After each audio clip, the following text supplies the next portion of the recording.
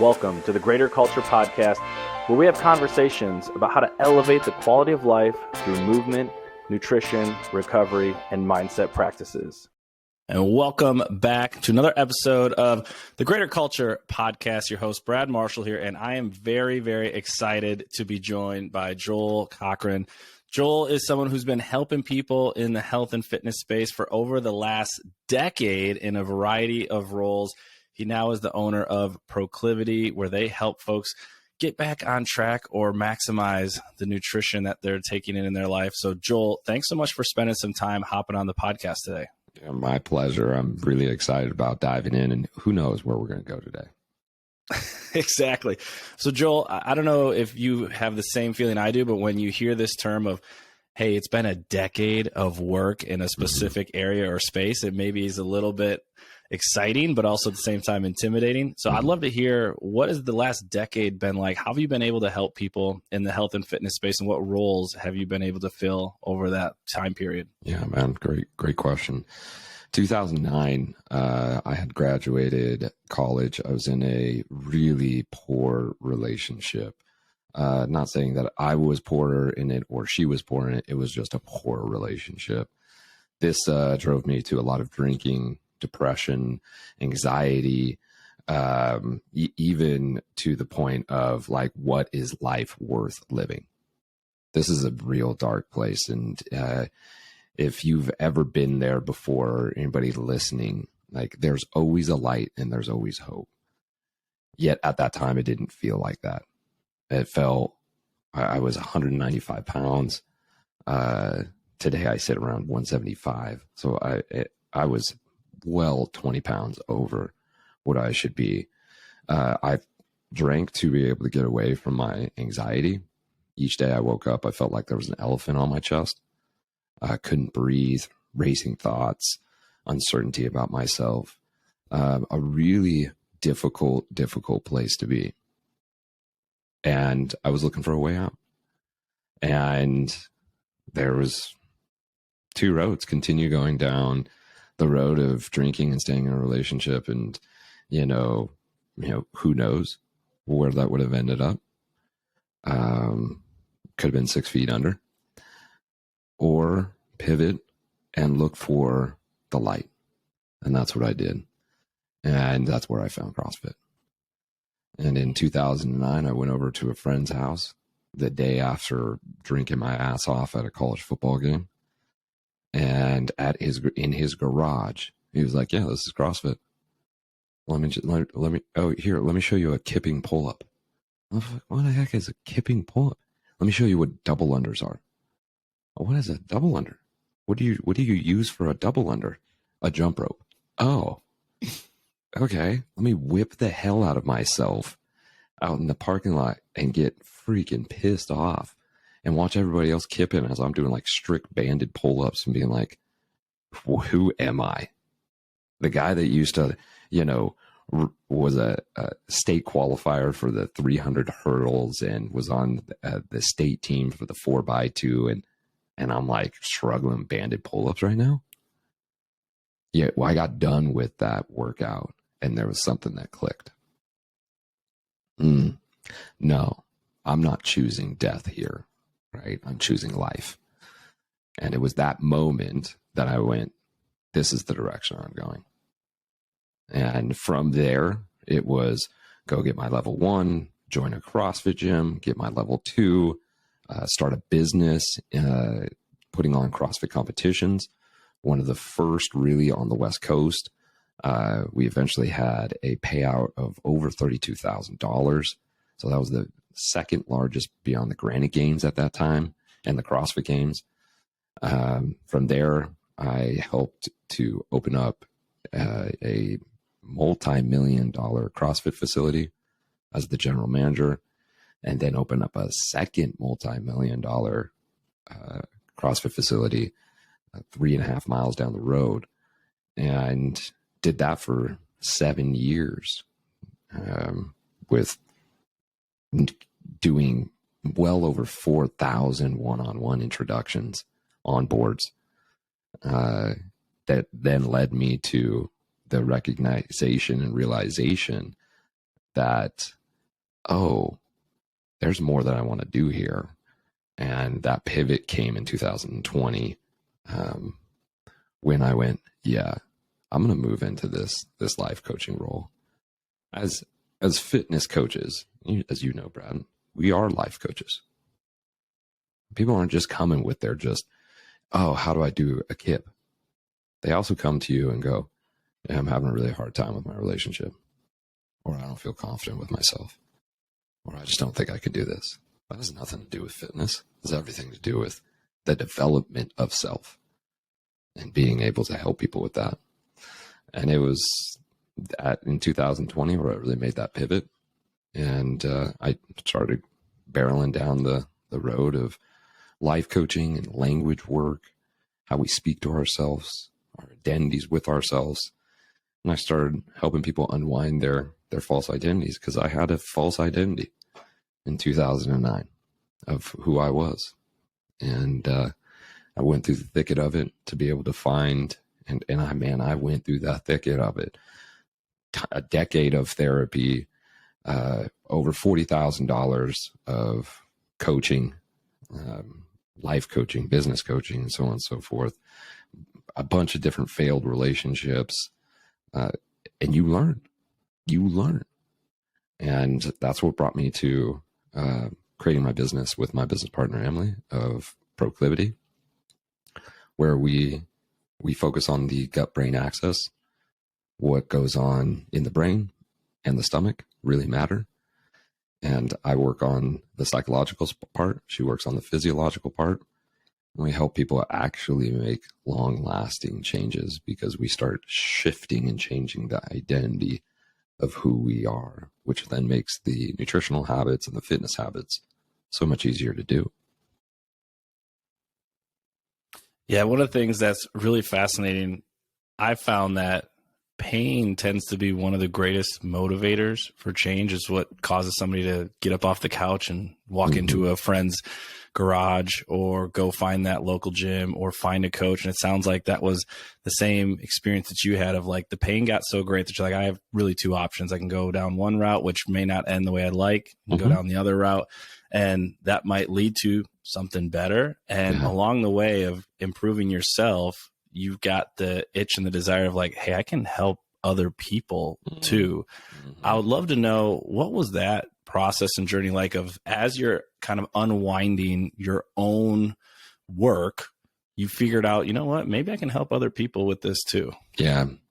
It goes all the way back to, childhood, right? Of, being the team leader. And, I was voted in high school like the friendliest or whatever by my senior class, and just having a passion for people, right? And when you have that passion, as you do too, Brad, like you have a passion to help people. Anybody who is in the fitness and health space has a passion to help people. It's just, and it's been in your blood. Like if we went back in time, Brad, I'm sure you're exactly the same. It's not like all of a sudden you're like a introvert, didn't really care about people, and all of a sudden you're like, I'm going to open up a CrossFit gym. Said no one, right? At least that I've met thus far. We had an innate skill and talent gifted to us by God of, I need you to go help others. And that's how it's been. And I've just continued to look for what is that best way for me.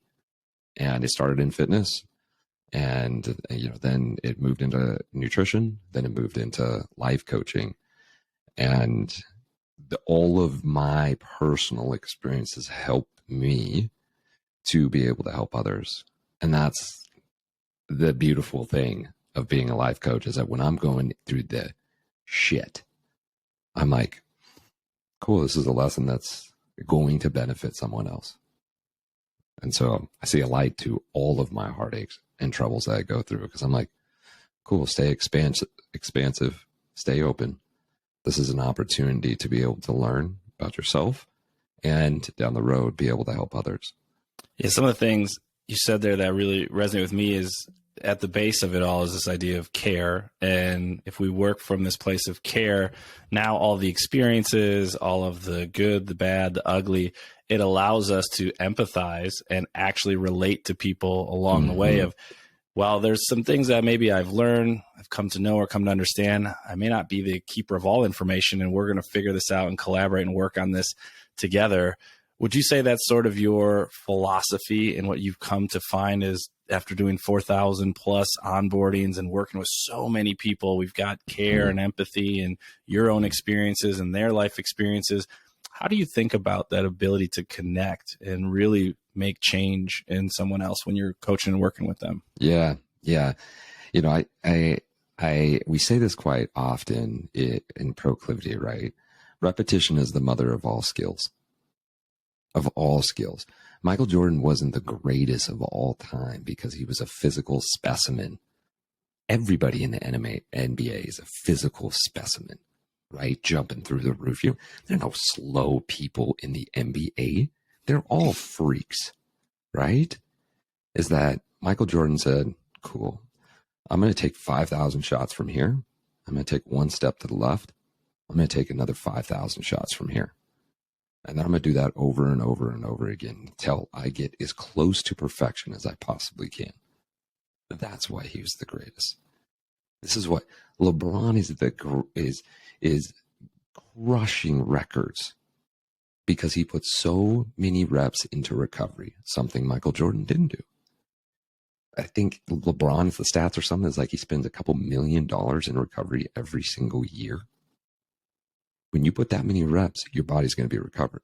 When your body's recovered, you can keep going. If you can keep going, you're just going to keep scoring points. You're going to then break records just because you're in the game. And yet so many people aren't willing to take the reps, or they want the reps to be, 100 reps is good enough, right? Wrong. Tens of thousands of reps. Now you're getting closer. I wouldn't even say that you're there. You're getting closer. And so when it comes to, where I'm at now, a decade of helping people, it was all reps. I needed 4,000 one-on-ones to understand why people came into the gym and left the gym. Why people wanted to get started but didn't get started. It took that many reps to be able to start understanding the psychology of fear, doubt, guilt, shame, which are the main drivers keeping us from getting those reps in.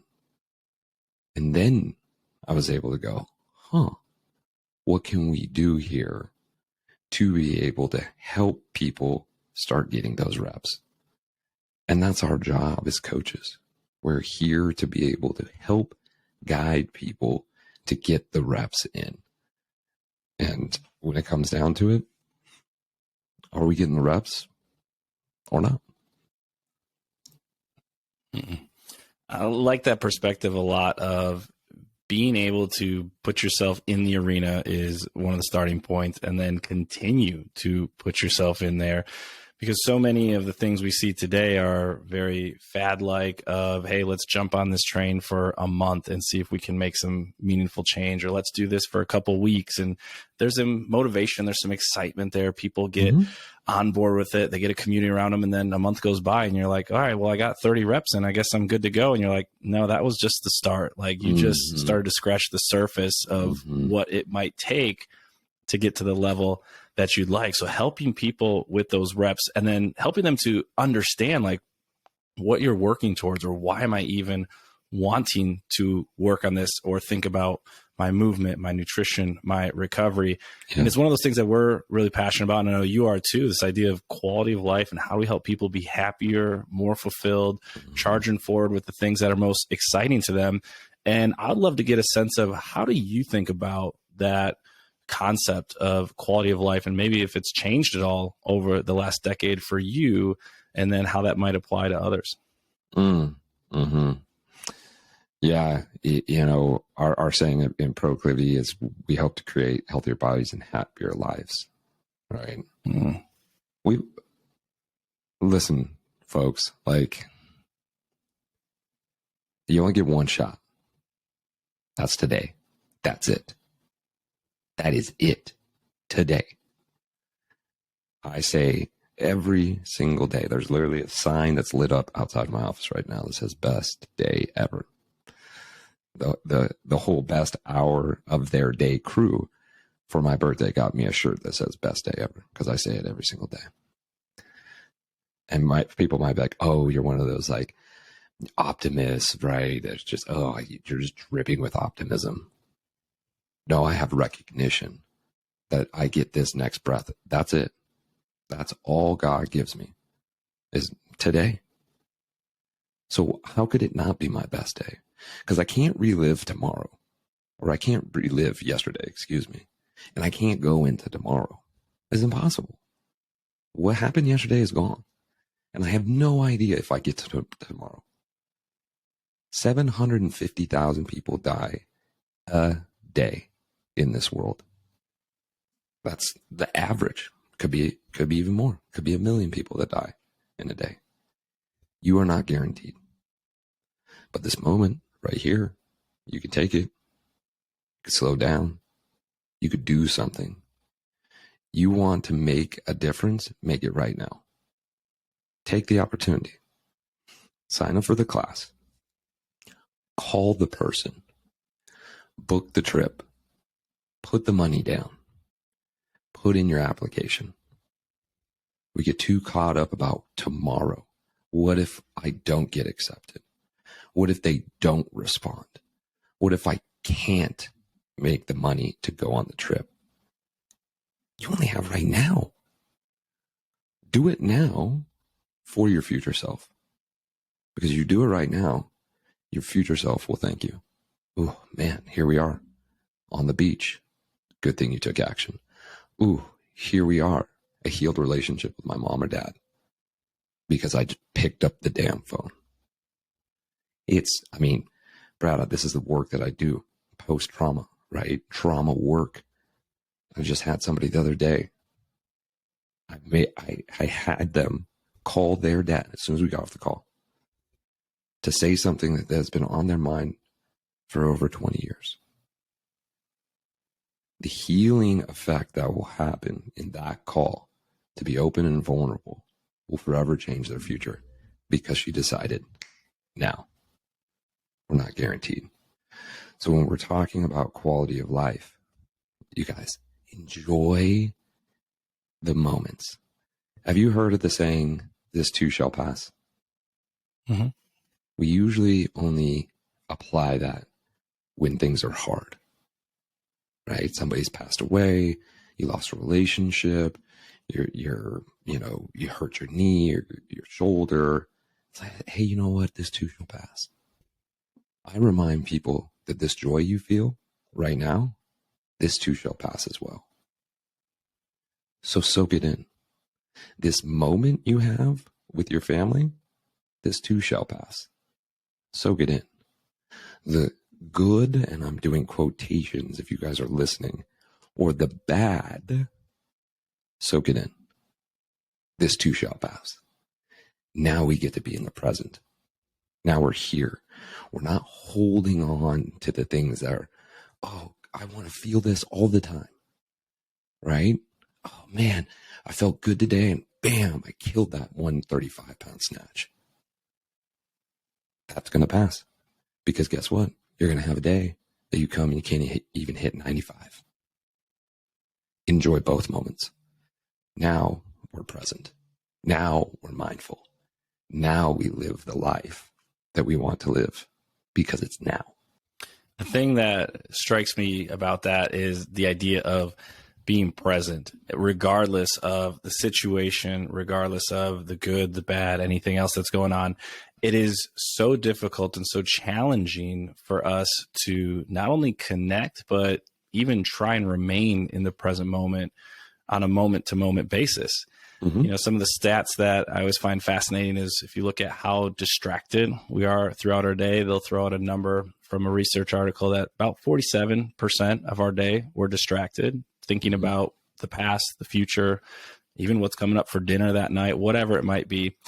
And we have a really, really hard time focusing on just being present.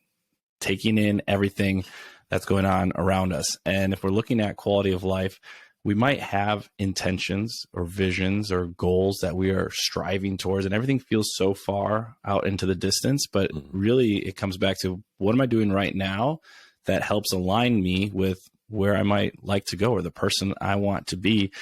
And I'm curious if there's a way that you help people to be more present.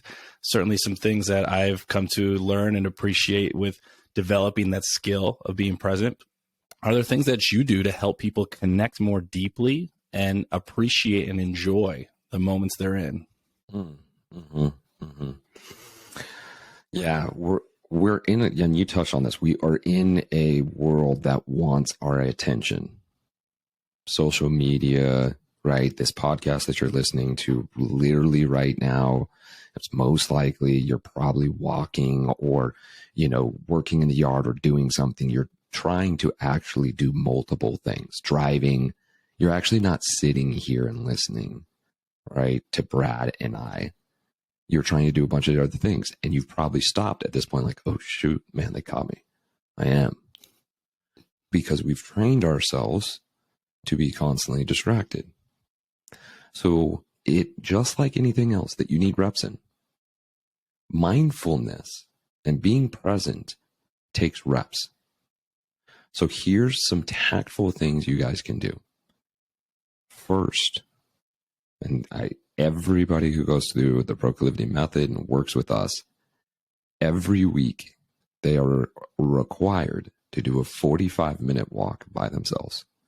No phones, no headphones, no kids, no dogs, no other people. A 45-minute walk by themselves.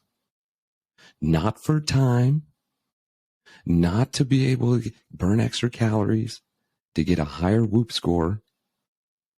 Just walk. That's it. And people are like, what do you mean just walk? Just walk for 45 minutes. If you do in nature, bonus points. But walk for 45 minutes. See what comes up. First 20 minutes, you're going to feel like, oh, okay, I'm thinking about all these different things. And then the next 20 minutes, 25 minutes, your mind will start settling. And you'll start being present. And then you will start noticing things different. You might start looking into the horizon instead of looking down at your feet because you were so zoned in on what you were thinking about. You'll start creating space.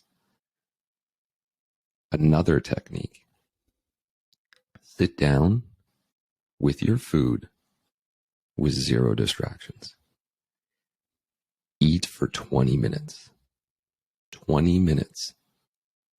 Most people are trying to hammer down their meals in 10 minutes or less, 5 minutes or less. One of the reasons we're overeating is because the signals to tell us that we are full take 10 minutes, at least 10 minutes to be able to say. But if we're eating super fast, we're overeating. And again, sitting there, I dare you guys to do it tonight. I dare you. You're probably terrified just thinking about it. Man, 20 minutes just by myself, no magazine, no phone, no laptop, no TV, nothing to read, just you and the wall. Just you and looking outside. Give that a shot, and you're going to find out real quick how anxious you are, how much mindfulness you may lack if you aren't able to sit there for 20 minutes by yourself or go for a 45-minute walk by yourself. Try those two things. Start incorporating those very simple things. Of course, you can do meditation. Of course, you can do breath work. Of course, you can do all those things. Try those two things, or just one of the two, and see what happens.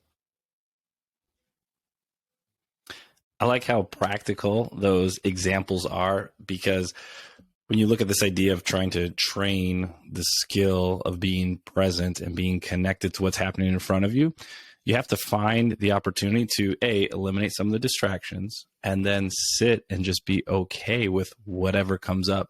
And so eliminating distractions on your walk, during your meal, and then giving yourself some ample time to be in that silence to just see what comes up. And what's amazing is how quickly our minds jump to judgment, anxiety. We might even feel this sensation of stress, and how the ability to be with ourselves, know and be aware of what's going on in our heads and in our bodies, it is I would call it a skill that is one that a lot of folks lack, because we're constantly filling our time and our attention up with things that maybe aren't as helpful or as beneficial to being able to say, hey, here's who I want to be and here's how I'm going to get there. Or here's the choice I'm going to make right now that's going to support that. And we've lost that along the way. Do you see that a lot with the clients that you work with? Oh, man. I mean, one of the things that we focus on is being able to bring people back into their bodies. Most people are completely disconnected with their bodies. It's one of the reasons that people like fitness, right? And particularly CrossFit, is there's such a connection to the body. Where's the barbell, right? A kip. How the heck how do I kip? Like, I have to feel my body, right, in space. And so there's a lot of tuning into the body here. Oh man, I'm having that ache, or whoa, I'm super sore. It's to an extreme. Like, my legs are blown up because I did Karen, and I'm barely being able to walk. I'm definitely feeling my body. Yet a lot of us aren't able to drop from head to heart to stomach. We stay way too heady that we actually don't feel what's going on in our body. So unless it's very extreme, I'm not feeling it in my body. Instead of being able to go, I'm in this situation with this person, maybe it's in my relationship, and something doesn't feel right. Okay, where do you feel that in your body? Because I'll tell you for sure that when we talk about being anxious or angry, we don't feel that in our elbow. Oh, I feel it in my chest or my stomach or my throat or my head, all in alignment. Head, throat, heart, stomach. Center, core feeling. I have this core feeling. I have this gut feeling. We don't say I have this knuckle feeling. I haven't heard that before. And that's because that is your body signaling to you, something doesn't feel right here. Yet majority of the time, we're just steamrolling right past it. Our body's giving us yellow lights and we're steamrolling right past it. So by helping people recognize that their emotions will make you feel a certain way. Yet most people don't know emotions because they don't practice it. They don't rep it out. We have a saying in Proclivity, 3 words you don't use: good, bad, and I don't know. Good is too broad. Oh, I'm good. No. Tell me how you feel. They happened just the other day. We were on a call with 2 married couples. We do some married Proclivity method is our method that we go through. And I said, hey, how are we doing? We talked about a couple things between husband and wife. She said, I'm good. And I said, cool. We don't use that word, so try again. And then she said, I feel confused. Oh, if we would have just allowed good to go and she stayed confused, there's a miscommunication and we're not respecting what's going on in the body. The body's like, this doesn't feel right. But as soon as we did that, we're able to address, oh, you're confused?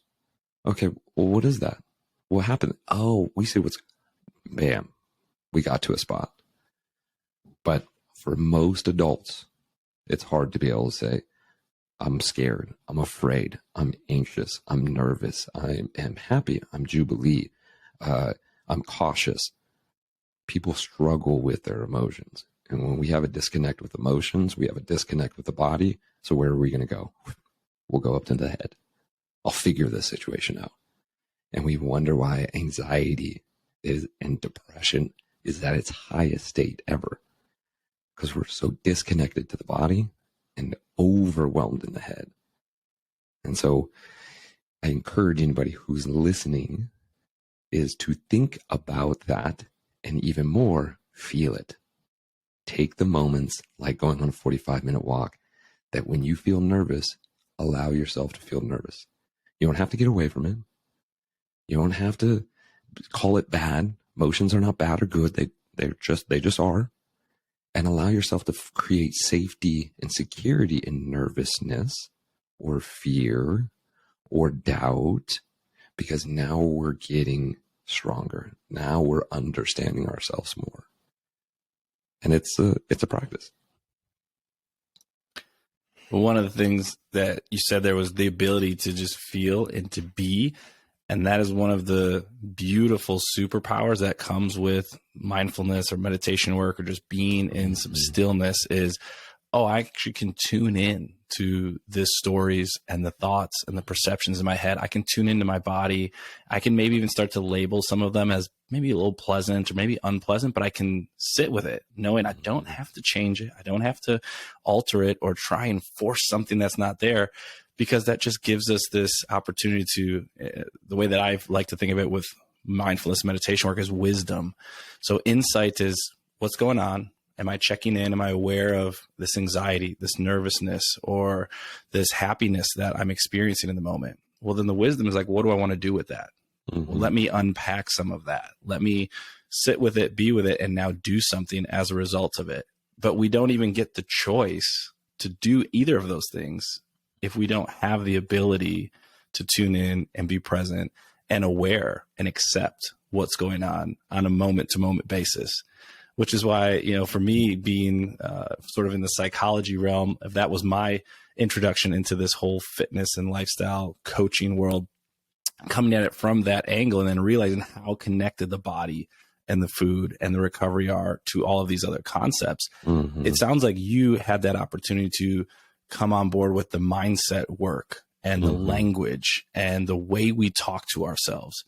I'd love to hear what that journey was like for you. It sounds like it was something that started on an individual basis of like, I'm doing the work myself, and then I start to help others. And the word mindset is tossed around a lot. There's a lot of mindset coaches, a lot of mindset training, mental performance. How have you come to understand mindset work, whether yourself or with others? Yeah, that's a really good question. It's like a catchphrase, right? Like a lot of people talk about like, trauma. Trauma is like a really good catchphrase these days, right? Trauma's always been around. Mindset's always been around, like metabolic flexibility has always been around, and we find these catchphrases because we're running businesses and we're trying to catch your ear and we want you to come work with us, right? And for good reason. We care about helping people, like we said in the beginning of this podcast. And so when it comes to mindset, I thought mindset was always such an interesting thing, right? I usually connected mindset to, can I keep grinding? I have a stronger mindset than you. So when I was training for an ultra marathon and I hadn't run a marathon, the most I had ran is a half marathon at that point. And I had runners who did it all the time. And they said, well, what's your eating regimen? For your ultra marathon, you got to have that nailed down. And I go, well, I don't think I need it. And they're just like, no, that's the dumbest thing. You're going to blow up. It's so stupid. You got to make sure you have this carbohydrate drink and goo and bar. And I go, no, I don't. And so I ran an ultra marathon in ketosis. I ate the night before and I had some avocado, that was out on the trail, some nuts. I think there was bacon at one point, but very little amount of food in general for 34 miles. And I did it. Right. And so people would think like, oh man, Joe, you have such a strong mindset. Yeah, were my legs cramping and so on and so forth, because I highly miscalculated the amount of sodium that I was burning and I didn't have enough element on me. And so I was cramping for pretty much the last 8 miles. Every step was a cramp. And I did for 8 miles. Would that be a strong mindset? Maybe. Would addressing my mom and dad about the physical and mental abuse that I had as a child, would that be considered strong mindset?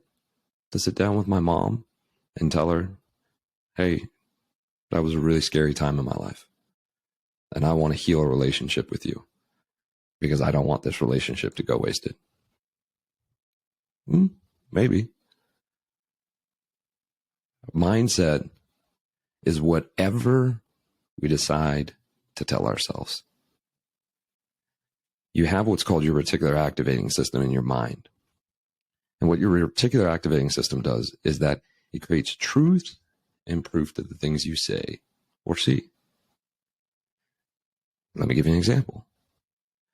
I want you to think right now, if you're listening to this podcast, what is the last car that you bought? And Brad, will you use an example? What was the last car that you've purchased? What's the car you have right now? Yeah, a Ram truck. What color? It is gray. Gray. Okay. When you got your gray Ram truck, what other trucks did you start seeing around town? I wondered why everybody decided to buy the same truck that I got. Miraculously, it just happened. Miraculously, it just happened. That is your reticular activating system, you guys. It is bringing in focus. Before, those trucks were all there. Before, those problems were all there. Or the solutions were all there. It was always there. Life is expansive and is completely open for whatever you want. It is up to you and your mindset to point your words and language in a direction of what you want. Because the reticular activating system is unbiased and it will only follow what you say. So if you say, this weight is too heavy to pick up, abracadabra, this is too heavy to pick up. If you say, I'm going to run 34 miles in ketosis, abracadabra, I'm going to run 34 freaking miles in ketosis, where everyone else says, that's too dangerous, that's crazy, you can't do it. That's what their mindset was. So you get to choose every single morning. And the way that we frame our language, the things that we say and how you are saying it will give you a drastic leverage to life that you get to live. And that's what we work through, is being able to recognize how certain words will create a constricting feeling within our life, while other words will create an expansive feeling. When we are expansive, we find openings. Things aren't as hard. When we're constrictive, there's a threat directly in front of us. I cannot see anything else beyond that. And so you get to choose your mindset, whatever it may be, but it starts with your dialogue, both internal and external, because there's two things you're going to do more in your life than anything else. You want to talk about reps, is breathe and your dialogue more than anything else. And if your breath sucks and your language sucks, it's going to be real tough to be able to live a life that you want to live. Those two components of tuning into and bringing awareness to what the breath is doing, to what the language, the stories, the dialogue is like in your head are really the two entry points to any form of change or maybe moving in a more positive direction. And if we can just start by tapping into those two things, if we haven't done that before, you will be surprised at the world that opens up to you, and realizing how much control and opportunity you have with just, how do I talk to myself? How do I talk to other people? Hey, let me tune into my breath in this situation and see if that's giving me some feedback on maybe what I'm experiencing or what I feel. And that's where we tend to find that we have so much more power than we think. A lot of times we belittle ourselves, or we think that we don't have a lot of control over a situation. And if we go back to just, hey, how are we talking to ourselves? How are we breathing? Now, what do I do from here? That opens up a whole new world where you can play and have some fun and experience some of the challenges. And it sounds like that's what you've been able to do and help others unlock along the way. Oh yeah, man. And there's nothing better. There's nothing better. I've watched people go from level 10, right? We talk about levels in Proclivity. Level 10, you're way up there. You literally feel like you're dying. There's an immediate threat in front of you, right? You feel like the lion's chasing you down. And really, we're just thinking about your ex-boyfriend or ex-girlfriend, what they said to you that one time that before they went and cheated on you. and you're just at level 10. And I've walked people down by just going, cool, start following my breath. Long exhale. Cool. Keep again. Let's do it again. Breathe in. And I've watched them go from 10 to 8 to 6 to 5 to 3. With doing nothing. Nothing changed about the past. The ex-boyfriend's still there. They still were cheated on. But they're at a level 3 because they allowed the breath to be able to go, oh, hold on. Lower it, lower it. This isn't as scary as I think it is. But keep your breath up in your chest, right? Breathe it through your mouth. Good luck coming down from level 10. Yeah, that immediate feedback is incredible. And when we realize the connection between brain, heart, belly, it all is intertwined and it's all interconnected. And so I would love to hear from you. One of the things we talk about and focus on with Greater Culture is this idea of if we've got a purpose, we've got a why behind what might be pushing us or pulling us. We've got some principles that we live by, some things that if we get these done every day, we feel pretty good about ourselves. And then those practices are like, what are the actual behaviors? I'd love to hear from you, given the extensive work that you've done on an individual level and working with others. Are there certain like principles or big overarching themes that sort of guide and influence the way that you live your life, like the decisions you make, how you orient yourself with other people? I'd just be curious to hear what some of those are like for you at this stage of your life. Yes. One of my favorite things to let people know, people are like, oh man, Joel, like you've been you're a life coach and you've done so much with this and that. What are the answers? The more you know, the less you know.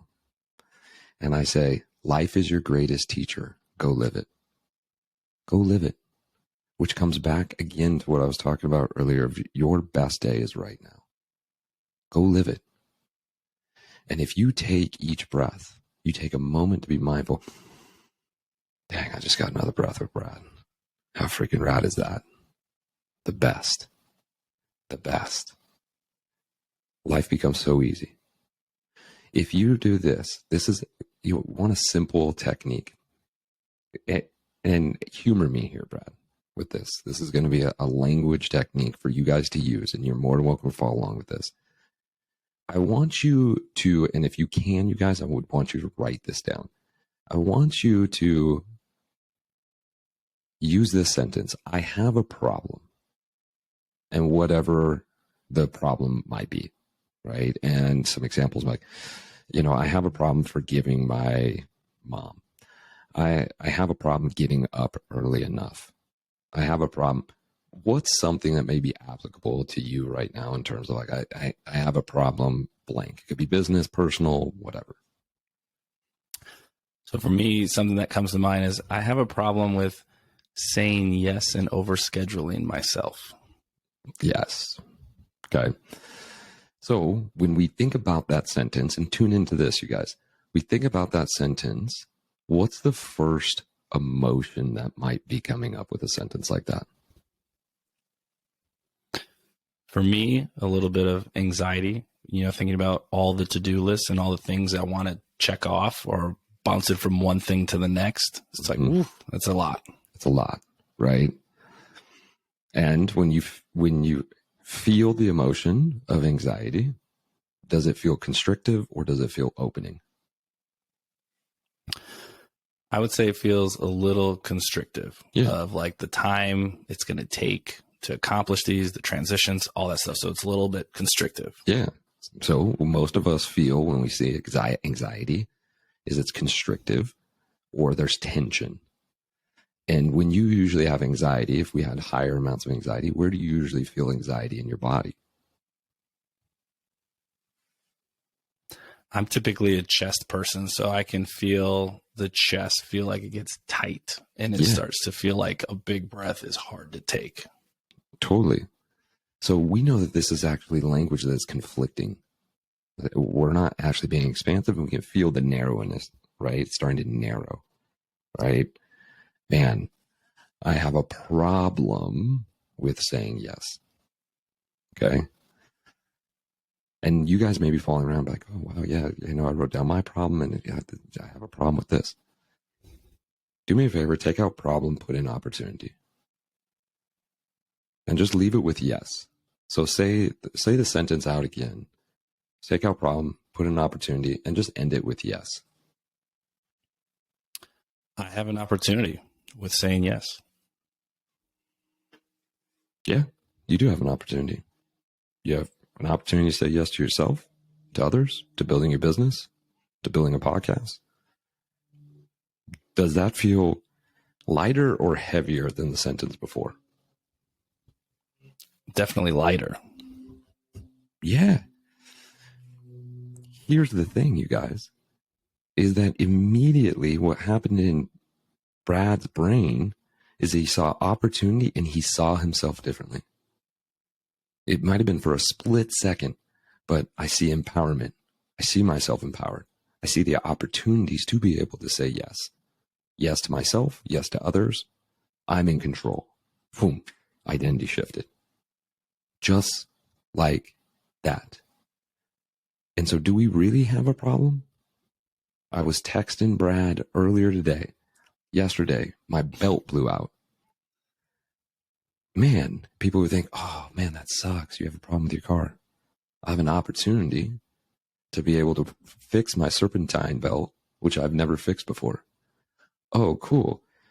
The tension, there's a tensioner, automatic tensioner that keeps that belt tight. That froze up too. So then I had an opportunity to replace that this morning. And what did I say to you, Brad, this morning? I said, hey, got a little thing going on, but we're going to make this happen. Abracadabra, look at that. I fixed it in the morning. My neighbors were out there. They helped me jump my car. I was able to run my car so my alternator charged my battery. And here I am at this podcast. If I would have shut myself down going, oh my gosh, I got this problem and I've got this announcing event, out of town for a CrossFit competition. And what am I going to do without a car? Close. Nope. I got an opportunity to be able to fix this. How cool. And here I am on the Greater Culture podcast. Why? I chose to direct my language and my life for right now. And here I am. That exercise is such a powerful one to work through with not only yourself, but with others. And one of the things I love, Joel, which I think is the reason why we've connected, is your thoughtfulness, the care that you take for self and others, and being open and honest with what you're feeling, what you're thinking, how others are thinking, how they're feeling, and really being on this journey of guiding folks to being more present, to being more connected, to having the opportunity to have the best day, because it's the only day that we have in front of us. And I want to make sure I give you an opportunity to let folks know how they can connect with you if they're interested in learning more about the Proclivity method or learning more about some of the work that you've gotten a chance to do. Yeah. Well, I appreciate you giving me that space and your words today, Brad. It's been awesome being on the Greater Culture podcast, and you're an incredible host. So, thank you for that. If you guys want to reach out, you want to learn more about Proclivity, first and foremost, visit our website, www.proclivity.co, not com.co. You can also go to our Instagram page, proclivity.co. We got a ton of good information out there. And then we got a podcast, the Proclivity podcast. If you want to dive in and hear how simple nutrition can be, and yes, I mean it with full authority, how simple nutrition truly is, come check us out. You will find out real quick, like, really? That's it? Yes, yet simple and easy are not the same thing. Are you willing to put in the reps? It's quite simple. Michael Jordan just needed to put that ball in that basket. What's not easy is taking 5,000 reps and then taking another step to the left. Yet we help you to be able to take those reps and to create a lifestyle that is going to last a lifetime. Absolutely love it. They've got phenomenal content, phenomenal resources. Can't recommend them enough. So Joel, thanks so much for spending some time today. I look forward to the next opportunity we have to connect. Me too, man. I appreciate it. Thanks again for letting me be on the Greater Culture podcast. I look forward to watching the podcast and the gym grow. Thank you.